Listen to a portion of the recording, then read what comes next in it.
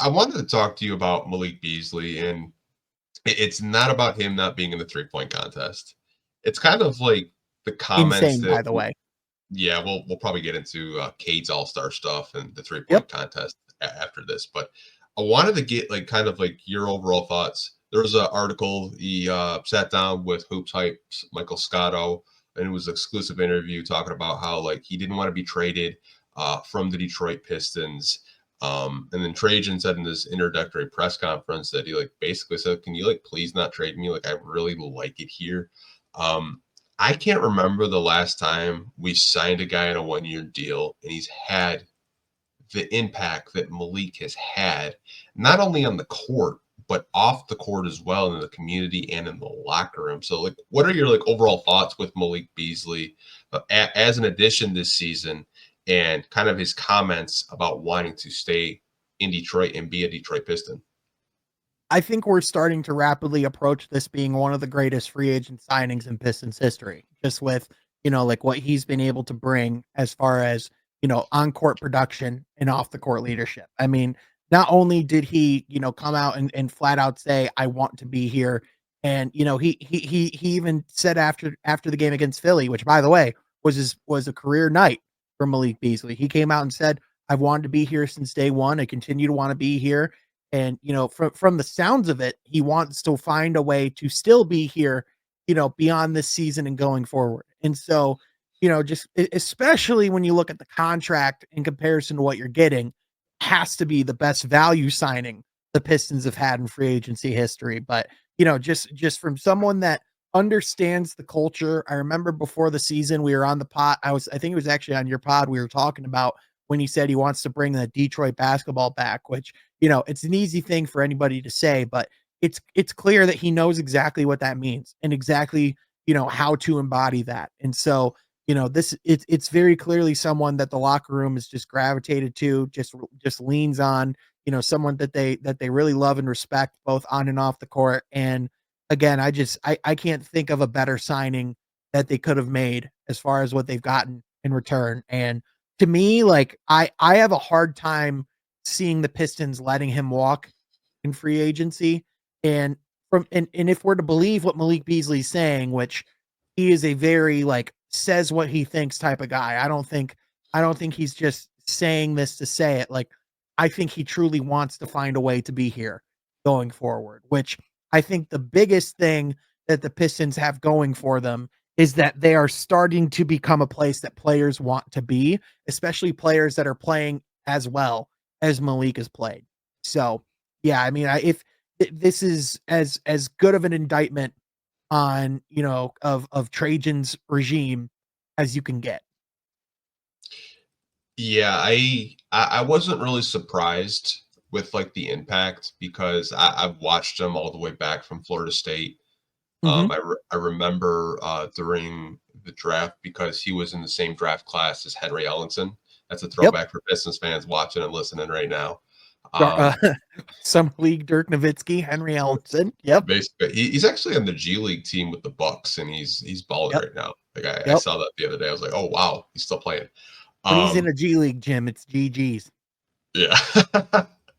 Kind of getting off track a little bit. When the Pistons brought him in for a pre-draft workout, I'm like, you got to get him. He's the perfect prototype, 3-and-D wing. Obviously, Van Gundy and Jeff Bauer, their biggest weakness was whiffing on draft picks. I think we can both agree there. But the signing of him for the value at which you got was a prove it deal. It was a $6 million prove it deal. And I'm sorry, he's worth probably 3 times, 4 times the amount of money that he signed for. Just for the impact alone, he's won the Pistons several games this season. The chemistry that he has with not only Kate Cunningham, but guys all the way at the end of the bench, even the two-way guys like Adonis Jenkins and Ron Holland. JB had a really nice quote about him saying, like, everyone sees the shooting, but no one sees the behind the scenes stuff, the positivity, the energy that he brings. And I think that matters when you're a rebuilding team like the Detroit Pistons, trying to get back to relevance and trying to get back into the playoffs. I think the contract situation is going to be very interesting because the Pistons don't have his bird rights. He signed a Yep. 1-year deal. Right now, as it's projected, they'll have about $24 million in cap space, and that is considering whether or not Cade Cunningham makes All NBA. Now, if he does make All NBA, it might be a little bit less, which I've heard some fans talk about it. If Cade Cunningham's All NBA, I'm not mad at it. But I expect him to be all NBA if he continues on this trajectory. yeah, same here. Like I think he deserves it. Like third team All NBA bare minimum. Just the Yep. way he's playing. But to kind of like circle back to Malik, like I think this is the best free agent signing since Chauncey Billups. And Without a that doubt. might sound like a hot take, but like just the production, the way he's come in, the way he's just interacted with fans. Like I remember when he first got here, he's giving out like $300-$400 sneakers and just placing them around the city of Detroit. Like he doesn't have to do that. Like Yeah. the Twitch streams that he does, like off when they're not playing with like Cade and Stu and just like kind of like bonding when they're not playing. I think that was missed last year. Like no shot at Alec Burks or Bojan Bogdanovic, but those vets seemed like they got their shots up, they went to practice, and they went home to their families. Malik is just like so involved, like off the court, that it's resonating on the court because they're building chemistry together.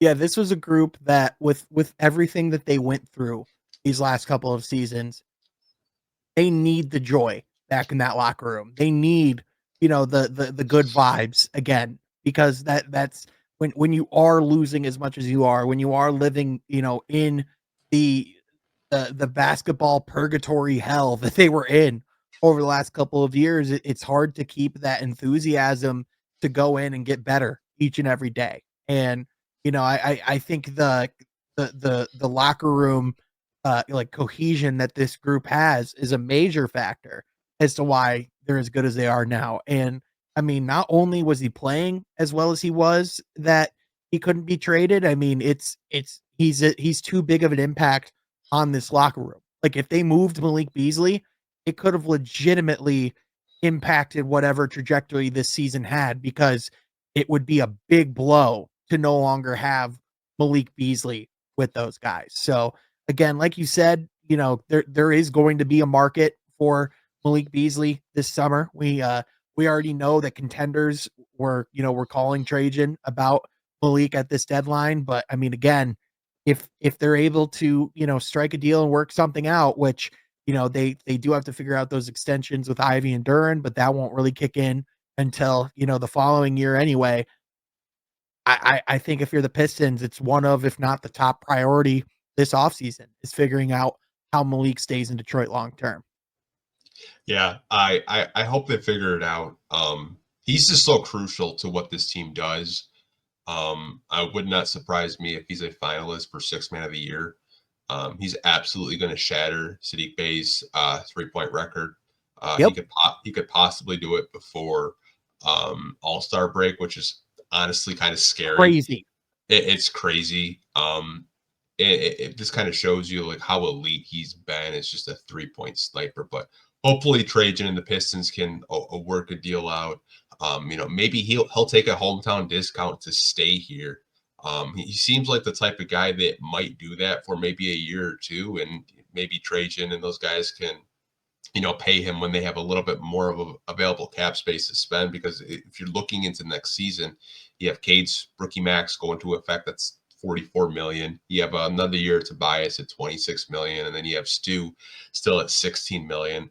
And then you have, possible, free agents, whether you want to bring them back, like a THJ and others. So, but this summer, I think, is going to be very interesting for the Detroit Pistons front office of how they can, keep this locker room intact, because Yeah. I don't think too many Pistons fans thought that they were going to have close to 26, 27 wins before All-Star break. Yeah. And I mean, this is going to be like, this summer is really going to be when you're going to start seeing Trajan starting to shape the team more in his image. Like I think especially after we get some true high pressure, play-in or playoff minutes where he really gets to evaluate these guys in a bigger stage. I think because of that, I think you're going to see, Trajan really start to be more decisive with who is and who isn't here going into next season. And, like you said, like THJ's coming off the books, Dennis Schroeder's someone that you're going to have to figure out, what you want to do with him as well. There's quite a few guys where, even Tobias, you could decide, if you're going to keep going with him going into next season. At the very least, it's going to be fascinating. But for now, I mean, these are good problems to have for the Pistons because you actually have guys that you want to keep because you're playing well. That's something Yeah. that hasn't been the case in a long time. Yeah, I mean they haven't had like this kind of type of win pace since like the Blake years. And I did see a question from Derek Brown. He wanted to know what contract for Beasley looks like. What I'm probably the worst person, Derek, to answer this question. But I know you said 3 for 40 million. I mean, if that's what you're paying to keep him, I think your head is in the right space. Like if you want Uh-huh. to do that, you want to lock him up for 3 years, sure, do it. I mean, you could arguably say maybe your second, third best offensive player on this team right now. Yeah. So he's 28 years old. He's been in the league for 8 years now. So in all likelihood, I think if the Pistons were to sign him to some contract, I think the years is about right on the money. I think it would be about 2 to 3 years because the important thing is to get to 10 years of service because once a player gets to 10 years of service, then your earnings potential goes up. The other thing is I think Malik, when you are a player around that around that like that experience level and that age level, you want to be able to set yourself up to get another potential contract. So, to me like 3 years 3 years, 48 million wouldn't surprise me. Like a 4-year deal. Detroit, I could certainly see Detroit trying to offer too, but I think both sides are going to want to have some form of flexibility because if you're the Pistons, you want to offer yourself some form of potential out if things don't work out. And if you're Malik, you want to be able to set yourself up for another potential payday with a bigger salary because you'll be at that point of years of service at that point. So that's kind of the biggest thing to look out for as far as his market is. I think you're gonna want to set your like you want security, you want longevity, but you also want to set yourself. It's a lot of times it's about what's the next payday as well. Yeah. Yeah, you don't because I just saw a comment from Drew Thomas saying like what would be too much for Malik Beasley. I would say if you start getting into like the 15, 20 million a year, I think that's where it kind of like you like him as a player, but like if it comes to that point or there's a team out there it's just gonna try to outbid you, you might have to say goodbye. But I think if you can stay in between like a 10 to possibly like a $13 million range, I think that's doable and flexible. That's double of what Uh-huh. he's making this season. I know someone said maybe the MLE. If he takes the MLE, that's absolutely like a home run for the Pistons. And honestly, that's kind of where I envision being him around money wise next year. I Mhm. think production wise that's kind of really where he fits. And I don't think the Pistons are going to be looking to go into the first apron or anything like that. So, I think an MLE for Malik Beasley makes a lot of sense.